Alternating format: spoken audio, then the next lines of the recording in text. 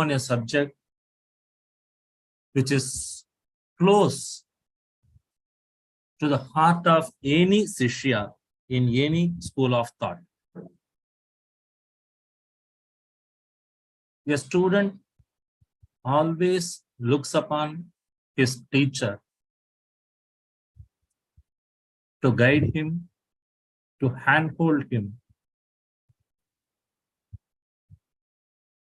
During our school days, we would have experienced this. As we grow up,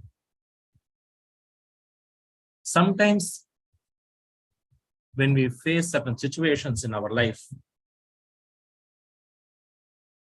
we think, we long to have someone who will guide us, who will handhold us. Blessed are those who who have a mentor during their lifetime. But blessed are the souls who have found their Guru.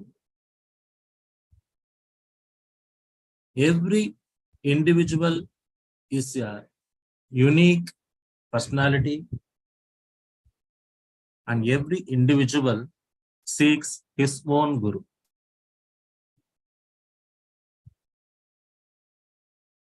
The term Guru is from the Sanskrit root words, a combination of two words. One is Gu, another is Ru. Darkness and dispeller of darkness. The combination is Guru, who dispels the darkness. What sort of darkness does a human mind has? The darkness about the self, the darkness about the purpose of life, the darkness where this world is heading to, the darkness on what the possible, probable solutions for betterment of humanity, ultimately the world peace. Generations and generations have passed, and these questions have also been passed from generation to generation, and we have also been carrying it through. Many noble souls have walked upon this earth and have time and again illuminated the minds of many, but still very few had the opportunity or had the willingness to go through the entire walk in the path shown by those noble souls and achieve the goals. But there is a huge gap between the realized and the non-realized.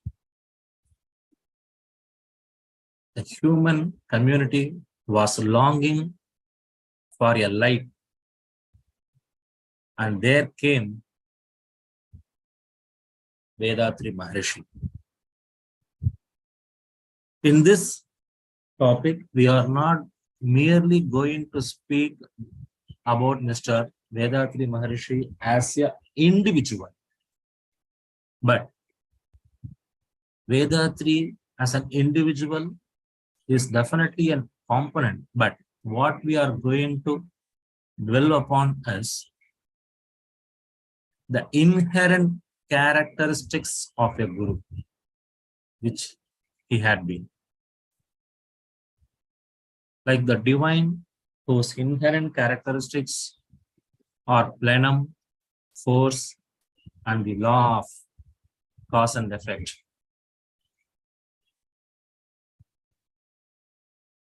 Consciousness. So does the Guru has certain inherent characteristics. Today's topic is a combination of three words, greatness of Guru. By the term great, we normally think of something which is large in amount or a bigger size or a thing which is of a huge degree in quantity, and it's a lot of things, that's what we normally associate with the term great. We also think of something which is specifically important or a distinguishedly of high quality when we think of the name great. But when it comes to a person,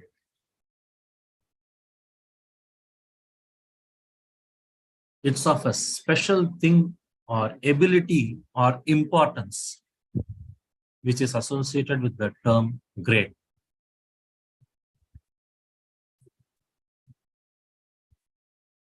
We are going to dwell on two aspects: the special ability and the importance of a guru in our life.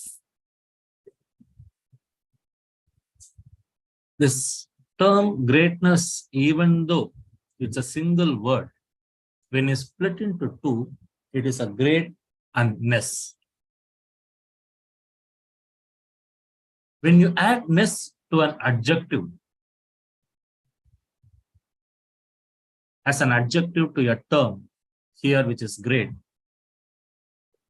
we ascribe to it a state, a condition, or a quality. So what is the greatness which we are going to ascribe to our guru? What is the state? What is the condition? Or what is the quality?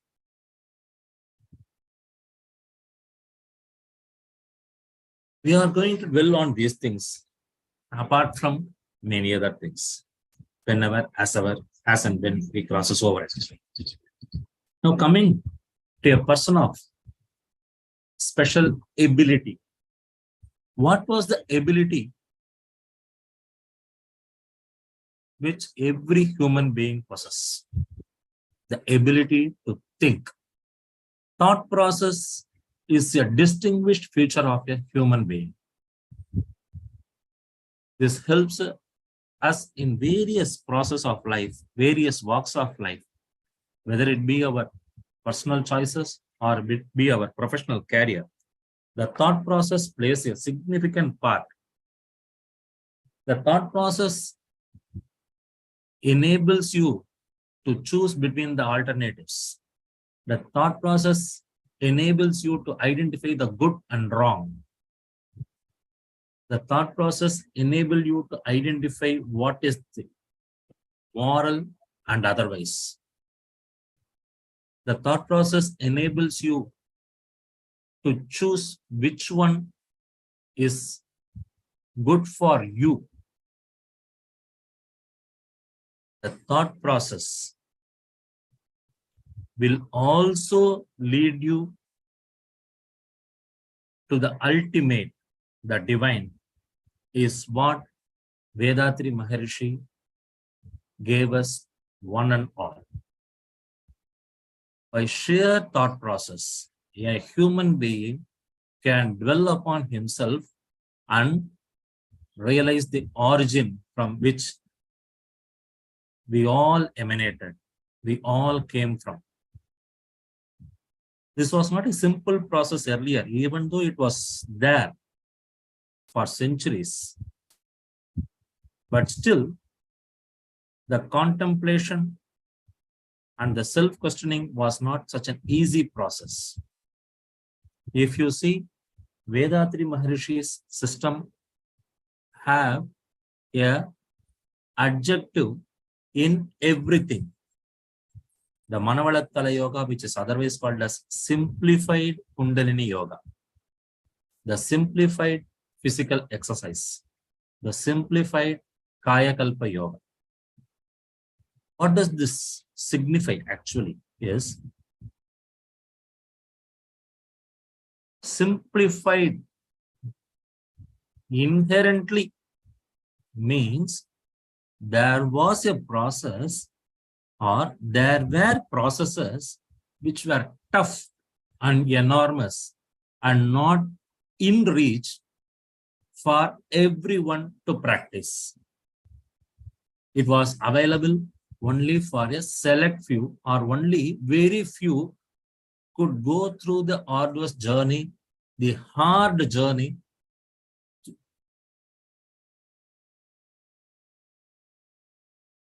Simplification means these hardness have been negated and the process is now made available to one and all without any distinguishment.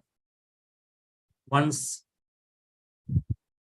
a person asked Swamiji, Swamiji, you are giving Diksha to each and everyone who approaches you.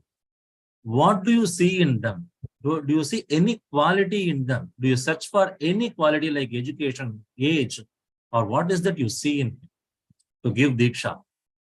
Swamiji said, I see only one thing.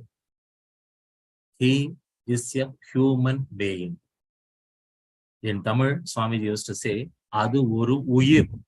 That is the only quality which I see in. Such was the, if you can say, ascribe the word greatness to anything, this one quality will stand out. Because in earlier years, earlier decades, earlier centuries, there were a lot of restrictions on a guru choosing a Sishya to give initiation. There were testing grounds, there are various other factors. But here comes a person who is a result of the longing of the humanity, that he seen them only as an individual, a living being, a human being. Apart from that, nothing else is required. Simplification process. It is easy to harden or make tough any process. It is very easy. But to simplify it requires a lot of effort. Not only effort, but lot of knowledge and skill.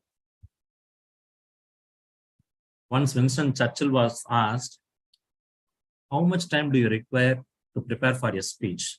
He said, if it is for 3 hours, I can speak extempore. If it's for 1 hour, I will need a 1 week preparation. If it is for 5 minutes, I will need 3 months preparation. Churchill or Bernard Shaw, whoever it is, a great speaker. So, when you want to put something in a concise manner, you need to have a lot of time, energy, knowledge, and skill on your hand. Similarly, when you want to simplify a process, you can give a raw material to anything, anybody. But to bring out a finished product out of that raw material requires a lot of skills, needs special abilities. When we entered the Manavalakala Yoga system, we were all raw. But today the system has refined us into a better human being. We are continue to evolve as a better citizens of the world. Who made this possible?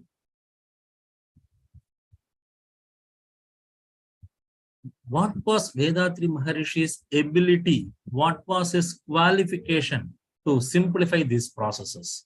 One was the exercise, one was the yoga, Kundalini yoga, and another was the Kayakalpa yoga. 3 different paths so far, till his advent. What was his quality? What qualification he had to simplify these processes?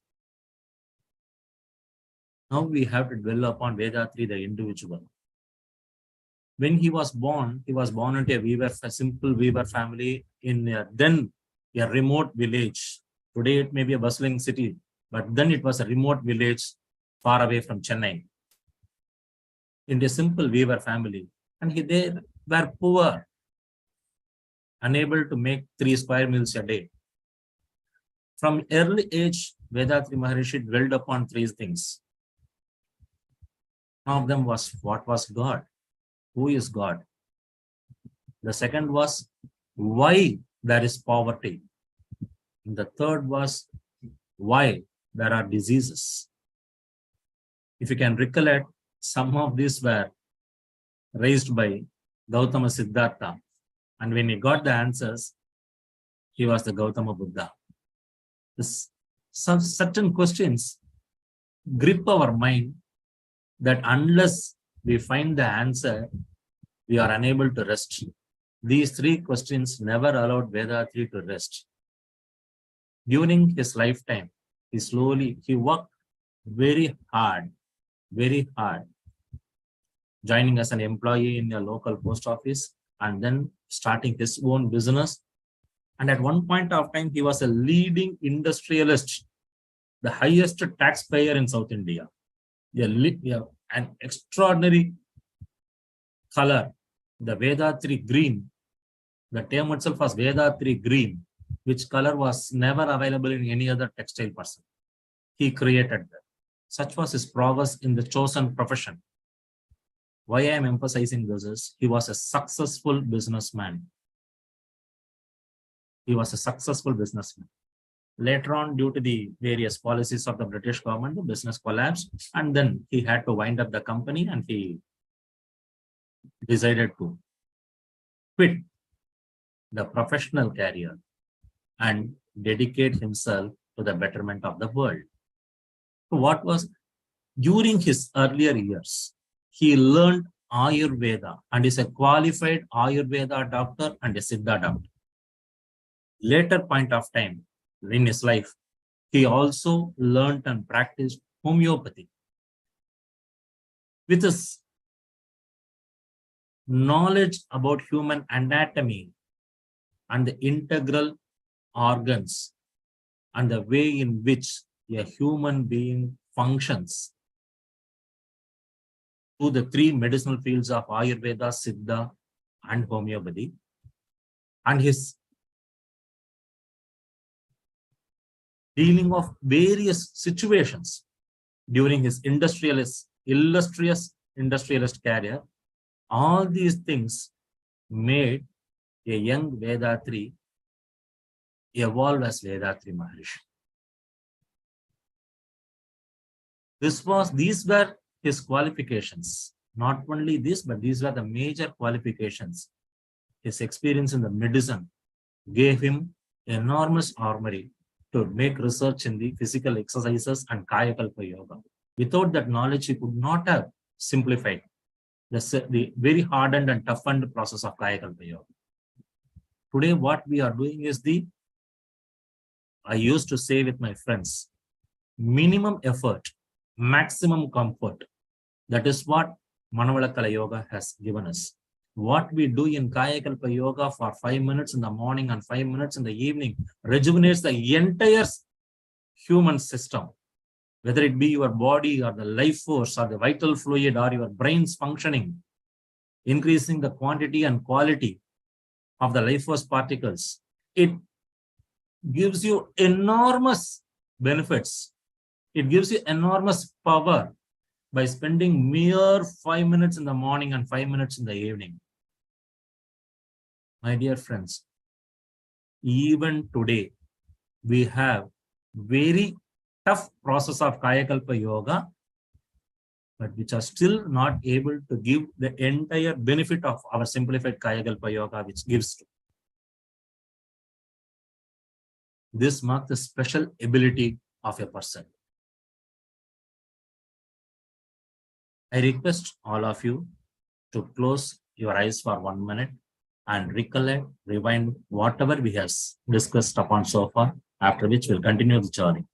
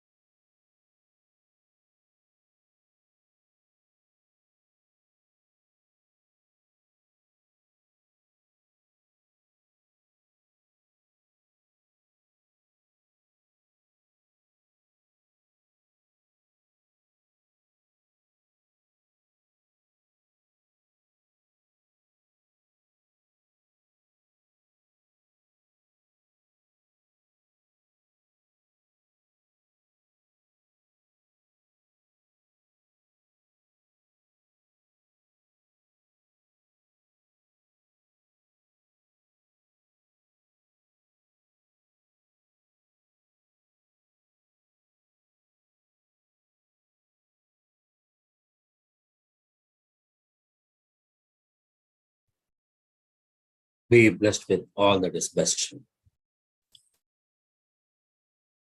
Continuing the subject of the thought process. The simplification of Kayakalpa Yoga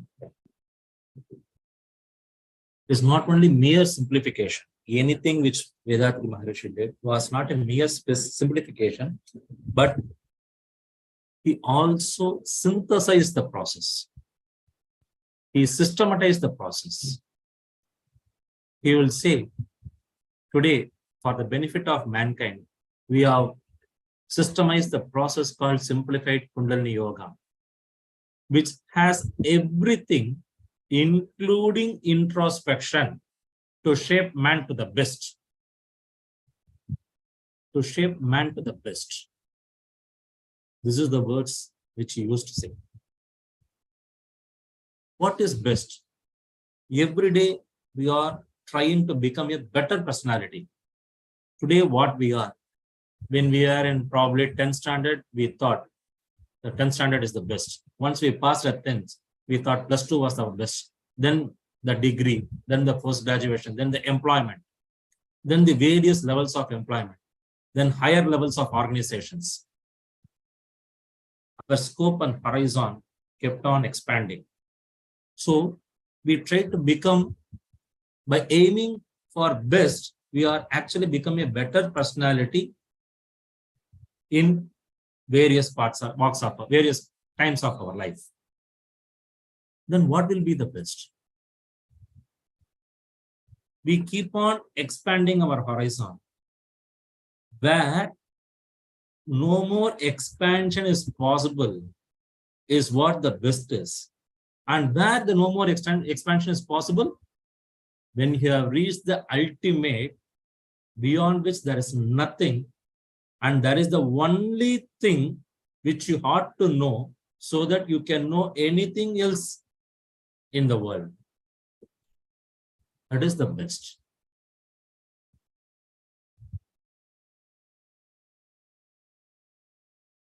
Bharatya used to say, ask for the biggest of the big. What is the biggest of the big? You are think at one point of time, you think this is the bigger one. Once you reach there, then you think something else is bigger. Once you reach there, you think something else is bigger.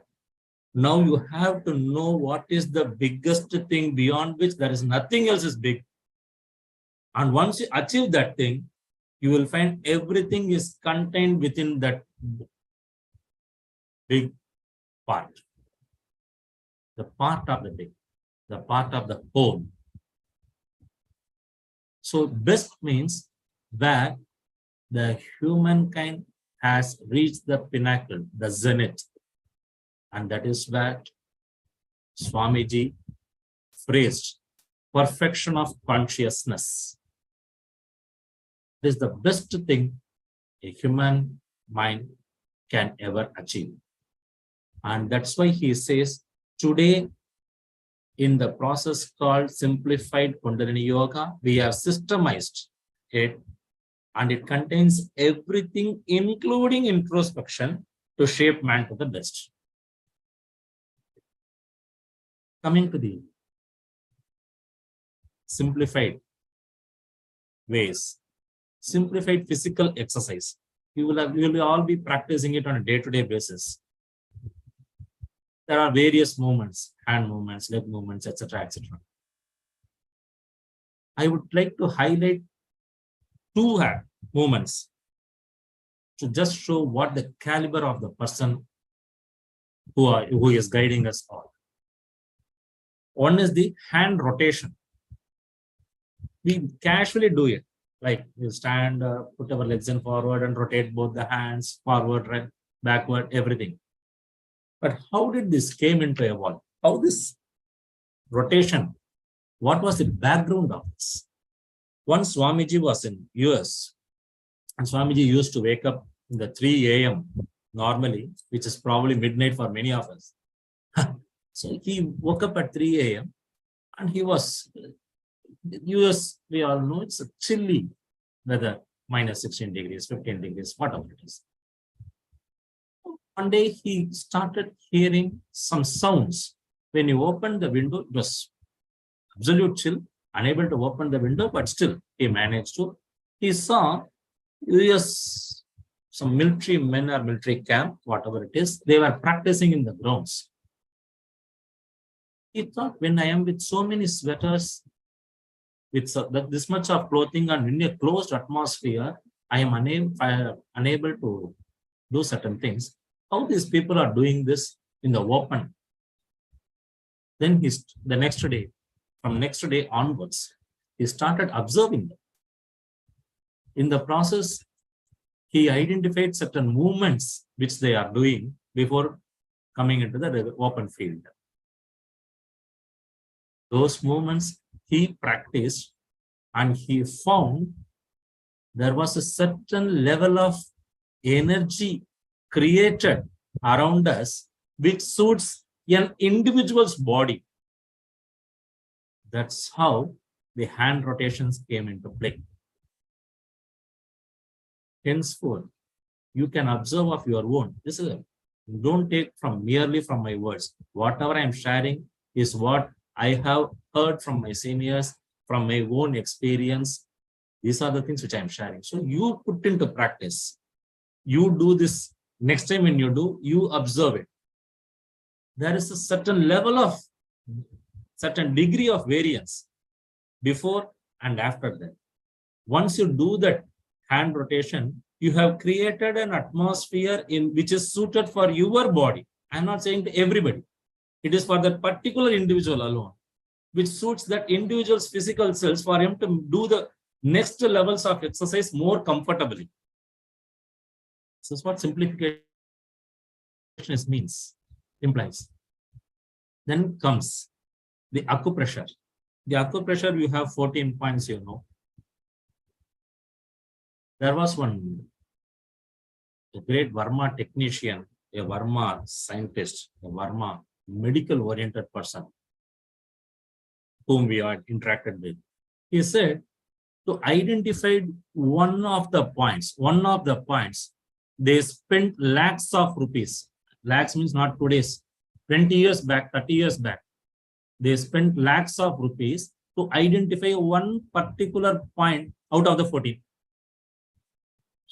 He wondered, how did Swamiji manage to identify these points? And then he also wondered, what was the generosity for Vedatri Maharishi to give it free to all for the entire humankind? That was the greatness of the Guru. Whatever he received, he passed on to us without holding back anything, not even a single dot. During the Brahmanyanam classes, he used to say, whatever I have received, I have given it to you like a Xerox copy.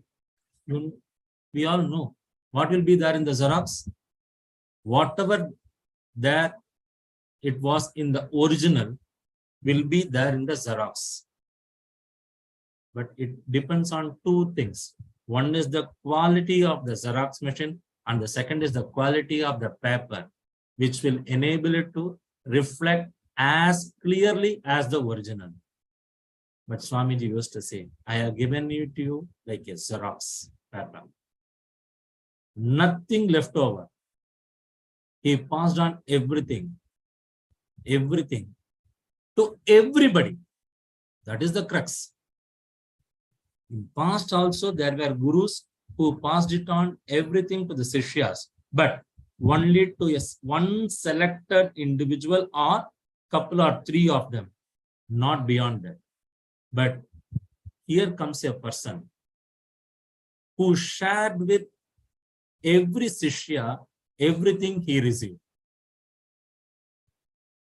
This entire knowledge and wisdom of Vedatri Maharishi has been transmitted to us, transferred to us. You may or may not have realized this.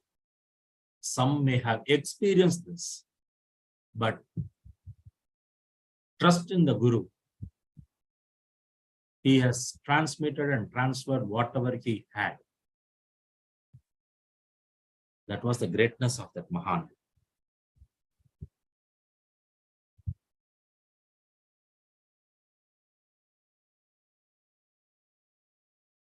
There were confusions and arguments all over the world regarding two factors. One was God, another was the soul. Vedatri Maharshi has made it possible for every individual Manavala Yoga practitioner to be clear on these two aspects. You go and check with any Manavala Yoga practitioner, what is God? He will simply say it is an absolute space. There is not an iota of doubt in the minds of the practitioner. Either by way of self-realization or by way of the understandings. Every Manavala Yoga practitioner knows God is the absolute space, the one thing, the only thing. Omniscient, omnipresent, omnipotent, the Almighty. And the absolute space, due to the kinematic quivering motion, it hardened itself, due to which it, of its own volition,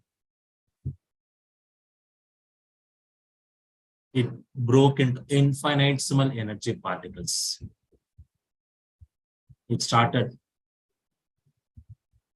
pushing the infinitesimal energy particles from all sides. Because of this, the infinitesimal energy particles started rotating, because of which the magnetism generated. And these infinitesimal particles slowly came together, because of which the Panchabhutas, the five elements, formed. And these five elements joined together to form the various planets, the galaxies. And in one of those things, which is the Earth, when these five elements, Swami uses an extraordinary word, when these five elements came together in a holistic proportion, there came the life. How the life was created? It was not created. It came into being. It's till such time the infinitesimal particles were rotating of their own. Now, when due to this holistic proportion of the five elements, they started rotating in a circular motion, and there came the life. Then came the single sense, two senses, you all know, plantations, the worms, the insects, the animals, the human beings. Slowly, the human beings invented various things, and agriculture was the greatest invention of the human being till date. Then they grew. They started questioning various things. They started going into deep to find out what was the origin for all this. Few identified it. They showed the way.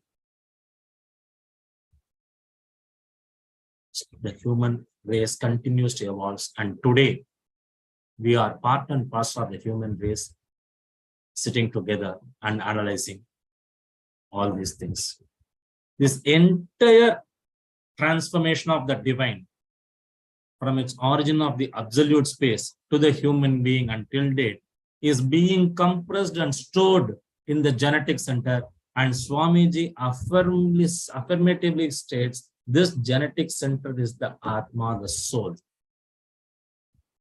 And any Brahmanyani would have experienced that. So the greatest confusions which have been blocking or which has been hindering the human minds for several centuries, God and the soul have been in a single stroke cleared by this great man.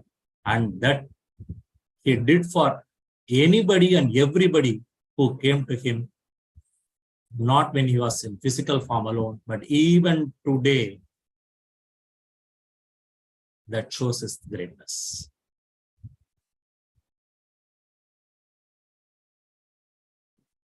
The start of the session, they sang, they recited a verse of salutations to the divine and salutations to the Guru. In one of the lines, it said, I am in you, you are in me. Where is the divine? Absolutely true. The divine is in everybody and everybody is inside the divine. But this phrase is also applicable to the Guru. I would like to give you 3 phrases which I used to read from old Anboli English issues. Swamiji's words. My dear spiritual children, wherever I am, let it be at whatever distance from you. My life is already linked with your life. My super consciousness will elevate you in wisdom, and my lovely blessings will result in harmony in your life through subconsciousness. These two will streamline all your thoughts and deeds for enjoying good health, long life, enough wealth, prosperity, wisdom, and peace. This is one. Then comes the another. My dear children, I am sincerely spreading my noble thoughts of my revelations, and I'm happy by encompassing all of you in me as my children. So do not think that you are away from me or out of me. You are in me.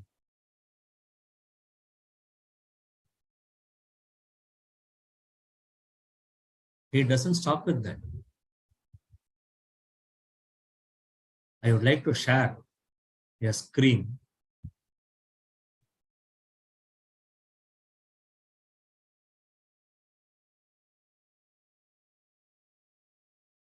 These are the words in Tamil. I will try to translate to the best of my ability. With the enlightenment, with the perfection of consciousness, and with the gathering of experiences, I am in you. And in fact, I am enjoying the love and affection. Sir, we are just seeing the list of all the images only. The opened one could be on the another screen. 1 second, sir.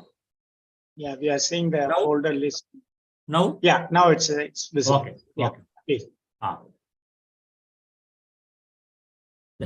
With enlightenment, with the perfection of consciousness, and with the experiences gathered over lifetime,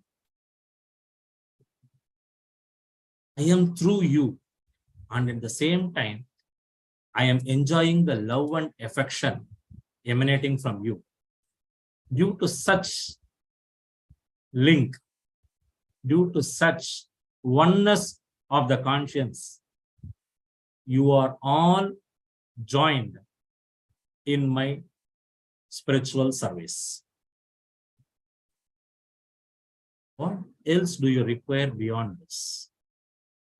To be associated with the Guru in thought, word, and deed. Beyond this, a Shishya doesn't need anything at all. I am again, this is not about Vedatri as an individual, as a form. No, the formless characteristic of the Guru with which we are associated through our thoughts, words, and deeds. He used to say, march ahead enthusiastically with the absolute faith that I'm always with you, providing sufficient strength for your successful divine services. It is a mutual. You are associated in my divine services. I am giving you the sufficient strength to walk through the divine services. Such a great Guru who has ever walked upon this earth.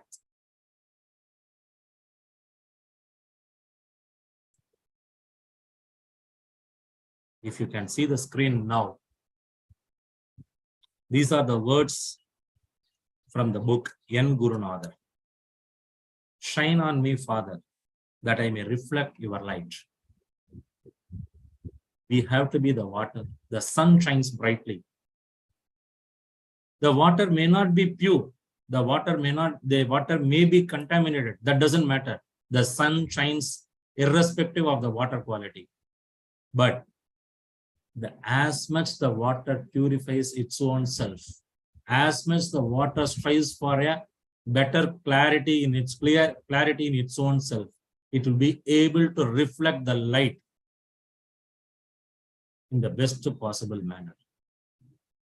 With this, I shall conclude this session. Thank you for listening. Be blessed with all that is best.